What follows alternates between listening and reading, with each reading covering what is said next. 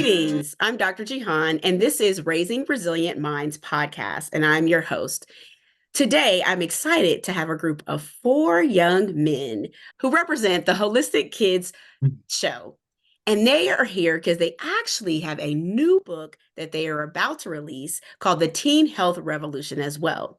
So, welcome to the stage. Go ahead and introduce yourselves and tell us your ages, please. So I'm Abdullah, I'm 17. I'm Zain, I'm 14. I'm Emad, I'm 12. I'm Kasim and I'm 10.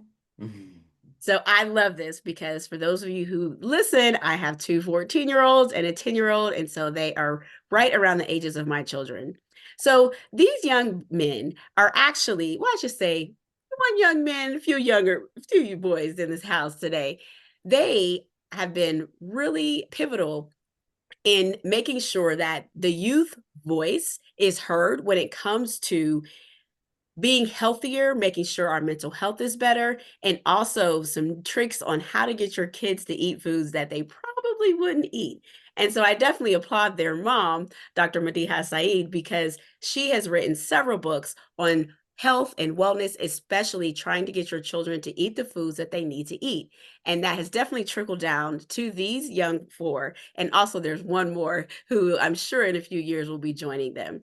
So let's just talk about a few things. Now, this is Raising Resilient Minds podcast. So, and you don't all have to answer, but when you think about the word resilience, what does that mean to you? When I think of resilience, I think of the ability to bounce back. When you're resilient, you don't take failure as you're done. You get back up and you keep on working. Definitely. I love it. And that's so important, right? At your age, because you may fail a test or you may not do as well on an assignment. And you have to be able to get back up and realize you're not done. Or say you don't make a certain sports team or something like that, right? We have to realize just because something that didn't go our way doesn't mean that you have to stop there. And so I think that ties right into you all are wanting to create a health revolution for teens. So tell me a little bit about what that means to you all and what made your book, The Teen Health Revolution. We need this to be a revolution. We need a revolution. Us teens, we're just stuck on our devices, mindlessly scrolling. We're eating whatever we put into our mouth. We're not thinking about anything. And as the next generation, these habits are not going to continue and create a better future. So if we don't create a revolution now, then the future of adults is going to be terrible. Because right now, our minds and bodies are not ours. We think that we have control. As teens, we want control, we want freedom, and yet we're still running into the hands of corporations. We're stuck on our devices, addicted. Most kids, like there's a 96% of Gen Zers, say that they can't even go to the bathroom without their cell phone. Right now, we think we own our cell bodies, but our mind and bodies, we're being manipulated. And so some things need to change. And that's why we decided to make the Teen Health Revolution. So teens can start taking back control of their bodies and living well. I like that. And so I noticed that you actually have an acronym for revolution. And so would you all like to share that with me? Yes. Kasim, wants to- R is revolution the gut, revolutionize the gut. E is eat real food. V is vanquish toxins. Always optimize stress management. L, love nature. U is unite with others. T is tech limits. I is invest in sleep. O is open to gratitude and purpose. And N is navigate your decisions with mindfulness. I love that because I feel like we should maybe put that in schools, right? We can make a nice billboard for them because the reality is that if you do all of those things, you're going to be a pretty amazing adult. And I love that you guys added in the open to gratitude and purpose. What made you all want to add that? Because a lot of times people aren't really thinking about that. Because nowadays, when people are on their social media and they see negativity, and that's why you always need to think positive, because that can really affect your well being. Yeah, the world is just filled with negativity these days.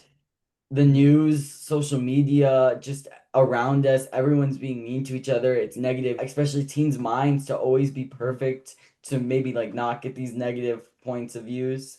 Plus, let's be realistic. Teens, I mean, going to high school, teens are some of the most negative people I know. I mean, I hate school, I hate my life, I hate homework, I hate. And so we needed to change something, and we decided the solution to that was gratitude. That's why we had to include that. And that's really important because I do think that a lot of your peers today, a lot of them don't believe in it. Some don't believe in a higher power at all, right? And things like that. And I think that gratitude is something that, even if you don't believe in God or whatever that might be, you still have to figure out a way to be gracious and appreciative of the small things. Because what I do see a lot, especially in my patients or just children that I'm around, is that they feel like they don't have enough. And I think that sometimes social media makes you think you don't have enough because someone else has more than what you have. So you're not grateful. But I do know that every time I take my children to another country, we always visit areas where people don't have as much. And then that helps them learn a little bit more gratitude. I know you all travel often. Is there any particular place you may have gone that helped you to better appreciate that? We went to Pakistan, and in Pakistan, we realized how hard it was sometimes to even get more natural food. Like we had to go because back then, this is 2018, just to go and find, we had to go find like a specific store and go to this place and then maybe try to ask these people about it. Also, just looking at the streets and then seeing how those people are. We saw how amazing our family, like our cousins and our aunts and our uncles above across the sea were and how hospitable they were. But at the same time, we saw how much they didn't have and how they were still just so happy, how they were so content. And I mean, just trying to find water and like they would paint their food, all this, and just don't get me started on like all the power outages. It just made us grateful for everything we have here in America. Definitely. And how hard it is just to get real food. Like people have to go travel into markets really far. That the only option is artificial food, which is a problem. Oh, wow, that's interesting. I have not been there, and so it's always every place is so different, and so I'm glad that you all got that experience because it helps you realize what when the power goes out here for a few hours, that's not the norm, right? Versus living in a place where you might be doing something, doing your homework, shooting your podcast, and then you lose power for a few minutes. So it's always good to realize that even if we don't have everything that other people have, to be content and appreciative of what we are given and that we are blessed. I make a joke sometimes to some of my patients that when I went to Kenya, I went to an area where it's one of the biggest slums in the country. It's actually one of the biggest slums in the world, and or slums as people say it. But the people that were very content, and I was like, but you don't have running water or electricity. And they were like, yeah, but I mean, we have this. And I'm like, wow, like you all are content, you are happy, these children are happy and thriving, and you don't even have running water or electricity. And some of these people actually had the opportunity to have it and chose not to have it because they didn't want to lose their community because they would have to move further outside of the city. And so things that we take for granted, other people are like, I don't need those things. And so very eye-opening. So I love that you all added that in. So when we talk about it's time for a teen health revolution, I agree with you completely because we are not seeing people take flight into adulthood like we expect. That's one of the terms sometimes we use. But one of those things that can sometimes be difficult is staying grounded, or as some will say, being mindful. And so, for you, what does mindfulness mean? What does that mean to you? So Mindfulness is just being present in the world. When you're mindful, you can think about your surroundings, think about what's going on in the world, like think about what's around you. Just being present in the moment, centering yourself, because nowadays teens and adults, I mean just people, Following everyone are, blindly. yeah, we're all blindly following the norms and we're not really thinking about, because why would we put all this junk? Why are we so addicted to this taste?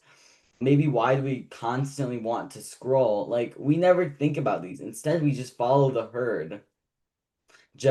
and listen to the companies who are destroying our brain. So when we're mindful, we can free ourselves from this. We can really think about what's going on what we're eating and what we're looking at. And when you are mindful, you can unlock your like true potential. It's an arc. Yes. What do you do to be mindful? Like, how do you implement that in your daily life? So when we were younger, we used to say 10 things like we're grateful for. Yeah, but being mindful, especially for me, when I wake up in the morning, I usually like to have a drink of water, and I like to go outside, and I like to just listen to the nature around me and listen to like my thoughts and emotions. And this is early in the morning, and especially even when walking to the bus, it's dark outside and there's a beautiful sunset. I can just take some deep breaths before I start my day. And I know for me, especially in high school, sometimes in the morning on the bus, just sit there and think, what am I seeing? What am I feeling? What am I smelling? And just being able to center yourself and be able to ground yourself and like just like think, oh, what do these leather seats feel like? And just take a deep breath in. And the power of the breath is like amazing as well, because then it just completely changes your mentality and mindset. And then Emad, Yes. I know, and a lot of kids nowadays, or like a lot of parents, they don't want to teach their kids mindfulness. It's like, oh, when they become old, mindfulness is like more of a adult thing. But like our mom used to teach us when we were young, right, Emad? Like habit stacking. Do you want to see something? Like habit stacking. Like Zain was talking about habit stacking. Like going. Yeah, but how do you be mindful in a daily basis? I like going outside and in the morning and playing basketball and get on my morning sunshine. Yeah. Nice. That's awesome. And you all talked a lot about being mindful. And have you all noticed when you're around your peers or things like that, have you all ever tried to encourage them to do it? And have you noticed that it's helped them? So I've tried to encourage them, Try. and they do it for a little bit, and then because they're on this habit of just constantly scrolling and stuff, it's really hard to get off of. But so yeah, I mean No, they I can't really, understand. they're so addicted. So But even like sometimes when they're with us, if they're going like crazy or something, we'll like just calm down, just like take a deep breath, just chill with them sometimes. Because sometimes a lot of people they think that doing nothing, we're so scared. There's new, especially Gen Zers, we're so scared of being bored and not doing anything, and just sitting back and taking a deep breath. Then just being able to take a minute out to do that, I've seen it change their perspective and allow them to control their emotions and take more control of their life in the way that they've never been able to before. Like at my school, every morning we take deep breaths and then announcements. Nice. And that's a great way to start your morning. And so I think that every school should take time. I know people will take a moment of like silence or prayer or reflection, but actually teaching how to breathe and focus on their breath is very, very helpful, as you just mentioned, especially if you're in high school, you need to calm down. These are really big things that you should need to implement to help them to kind of get back on track. But what you said was really important is that so many people think that they're bored. The way you just said it, I thought that was really important because that's actually what I see. And I don't think I really put a like, what is it? Like, why do you have to be constantly entertained? Mhm. And I think that's what I see. Why do you think that is? Why do you feel like your peers have to constantly be entertained?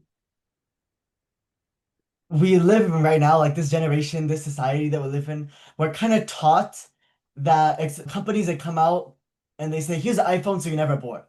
Here's this so you're never bored. And so we come up as soon as we get like some kids, they get the iPhone 7, 6. And from there on, anytime they're bored, open YouTube, open Instagram, open TikTok.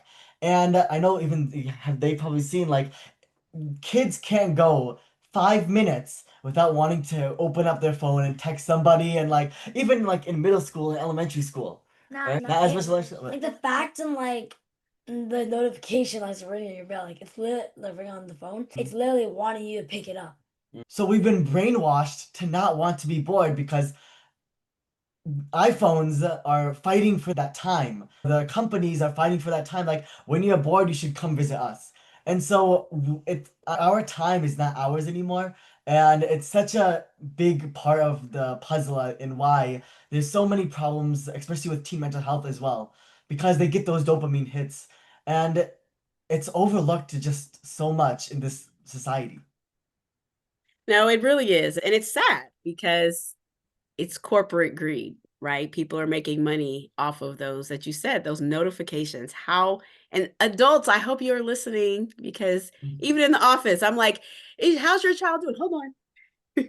I got a notification. I'm like, I just need 15 minutes of your life to make sure that we're taking care of your child. But sometimes even adults really struggle with that. So it's important that we also model that behavior for our children as well, because a lot of times, if we're not doing that, then the kids can't do it, right? If we can't get off our phones, then how are we expect them to do that?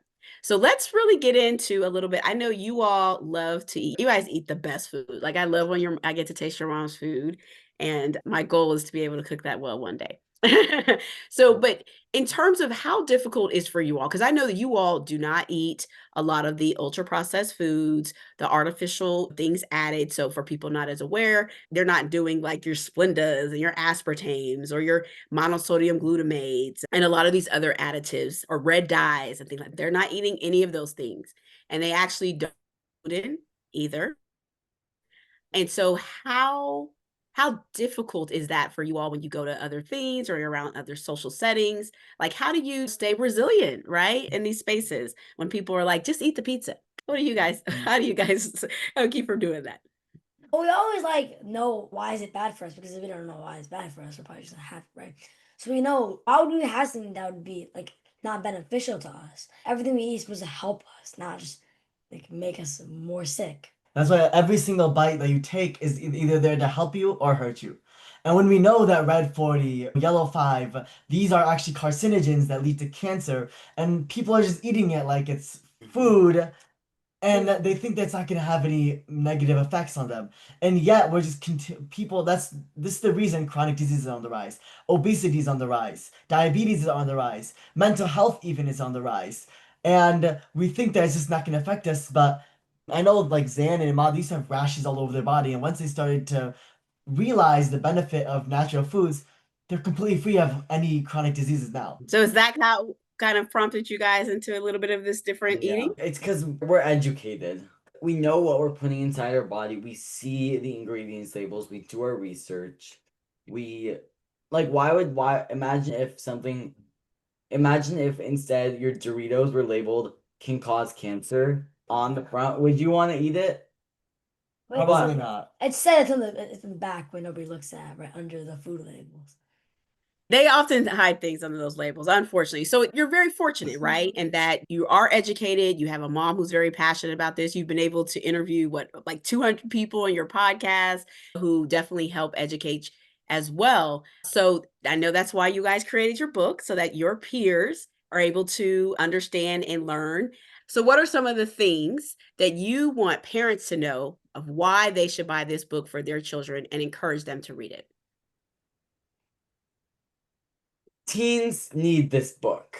We haven't really had a book that's so targeted to real teen health instead of just talking about maybe some mental health or Like puberty and hormones, all that type of health. We never really had one about the general health for teens that's simple. Most of the books about health, they're always made by these doctors who just shove in all those studies and science, and especially as teens, like why would I want to read this? So this book really it's a handbook. We want teens to just open this up, find where their issue is, and really just help themselves off this book. We made it super easy to navigate, have things to help with society. We have stories and jokes that Emad made. Yeah, also jokes. And we compiled 200 podcast episodes to make it easy for people to read in the book. And if you buy the book, you'll also get 4 bonus courses. And also, this is just a way that teens can be empowered with simple, expert-backed lifestyle tips that they can use to improve their mind, body, and soul. And so we have in this book as well 20 chronic conditions that teens are going through right now that they can easily just flip, okay, I have acne. Flip, flip, flip, flip, Mhm. instead of going through thousands of videos on YouTube or Instagram or TikTok that are usually just by people that have like no certification, no education, that they just heard from some random person. But here we have expert back stuff from real doctors, real professors, real, even Harvard professors we have information from. So they can just flip to the simply anybody, flip to that section, read it, take tips, lifestyle, practical information, and implement it into their life. It's just a way for people that anyone that wants to change their life and better themselves, it's all in one area. Plus, teens hate listening to adults. So this is for teens by teens. Yeah, that's why we translated it and that we made it more simple so we could really just talk to the teens, really. But I mean, it could definitely be helpful for anyone. It's just targeted for teens because they're a very neglected audience in the health world. I would agree. And what about these jokes, Emad? Can you tell me a little bit about these jokes that you've added in there? Jokes, I spent my time on them, and they have to be good, okay? So they make me laugh as long as they make me laugh. I hope that they make everybody else laugh. But they're based on each and every single chapter. We have a couple in each and every single chapter. It's really just like I'm pretty sure revolutionizing God. It's like, oh, why can't a skeleton do like this because it doesn't have the guts for it? Ah, okay. I can't remember my I like it. it. No, I got you, but it's fun, right? And so it's Yeah. written by kids because we're going to ask Kasim as well, right? So written by children for children. And so what are the ages that you feel like could really read this book? I know teens, but what about some of our younger kids? I think The big words in here. there's not actually a lot of big words in there. It's Mhm. just maybe in like some chapters it goes into a little bit more science. But the general, I feel like even I mean, Kasim also helped make the book, so if a 10-year-old can do it, other 10-year-olds can probably also do Mhm. it. And there are some really like smart like 8-year-olds and like 9-year-olds and stuff, but it might be a little bit more complicated for like 8 to 17. So we'll say tweens and teens, yeah, right? we'll say tweens, teens. I think it's fifth grade. eight. I think eighth grade. Not No, yeah, 8 eight. years old to 17 years old. Or to No. 19, 19, yeah. 19. 19, 20. Honestly, at the I mean, back of each upwards, I'm sure yeah, upwards. anybody could be. Anyone. It's just a simple, practical book for lifestyle that you can help better your lifestyle. Because I know a lot of adults also don't want to read those really lengthy articles. And so we have practical tips over here in each chapter. At the end, we have what do the holistic kids do? So what we do individually, all together, what our family does, just practical, easy stuff. Well, you all seem obviously you are pretty well-rounded individuals. You have a great support system and things like that. But I know it sometimes can be difficult to be different than your peers. And so, was there any type of advice that you might share for parents like myself, right? My kids have to be a little bit different as well. We don't eat these things, we don't do necessarily some things. But what are some tips that you might share with other kids who are like, I don't want to be different, I want to blend in?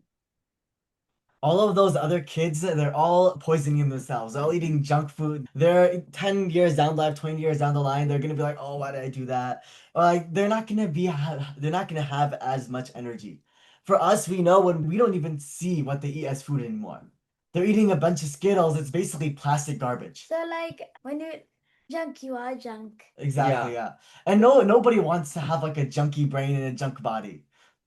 So yeah, if you can really educate yourself on what these things do to yourself, you're not gonna want to blend in because what you're doing is actually the real normal, while they're all being really like Brainwash. And probably one of the easiest thing any parent can do to help their kids understand it is just teach them to read labels and teach them to understand what those ingredients are. So like those words you can't pronounce, search it up. What is it? Is it real? Does it have any like negative effects to your body? Really do research because nowadays I don't think any kid actually looks at the ingredients in Skittles or any of these. They're like, oh, it's there, but we don't care about what it does. We don't know about what it does. And so when like, I know there's this one kid, I told him, he's like, oh, they were banning sugar and Skittles and M&Ms in the school. And the entire class, they erupted with like, why? And I told the kid next to me, I'm like, don't, like, it's not that bad. Don't you even know what's inside Skittles? He's like, no, they just taste good. And I'm like, they have cancer-causing agents. They have things that lead to diabetes, prediabetes, chronic disease. And he was like, he had no clue. He was like, oh my God, if I actually knew this, I wouldn't have started to eat it in the first place. And the reality is what you all doing is big, right? Because if we can get the consumers, right, which unfortunately they do target your generation to make you all addicted to it so that they can make a lot of money over a lot of time. But if we're able to actually stop that and educate youth about what they're putting in their bodies, making sure that they're getting off of social media, not buying just any and everything because they saw it appear on their screen, being more mindful and doing a lot of things that you guys discuss in this book, it's going to make the actual companies change what they're putting into things and also hopefully changing how they market to youth. Because right now, unfortunately, you all are being targeted. And so I hope that we're able to educate your peers and adults because the reality is that we often buy those foods for our children and we don't see the harm because a certain company said that it was okay or government agency. But the reality is that we do live in a country that is about consumerism and capitalism. And all that means is that money. And we don't have a universal healthcare system. We joke about it all the time is if you have to pay for people's health, then you'll care about what they do or what they eat or what their environments look like because you have to pay for the chronic disease. But since our government is set up a little bit differently, we don't necessarily see a lot of that happen. So I really appreciate you all coming on here. Abdullah, Zain, Emad, and Kasim, you guys are doing amazing work. And I look forward to how far you all are going to be going with all of this. But I want to allow you all to, whoever would like to share any final words with our audience. Just take things step by step. Don't just eat everything like one day I'm gonna have like ultra processed foods, and the next day I'm gonna be completely organic, completely non-GMO, completely everything. But then Yeah, you're not going to develop these habits, so you're going to continue to go back to your old ways of life.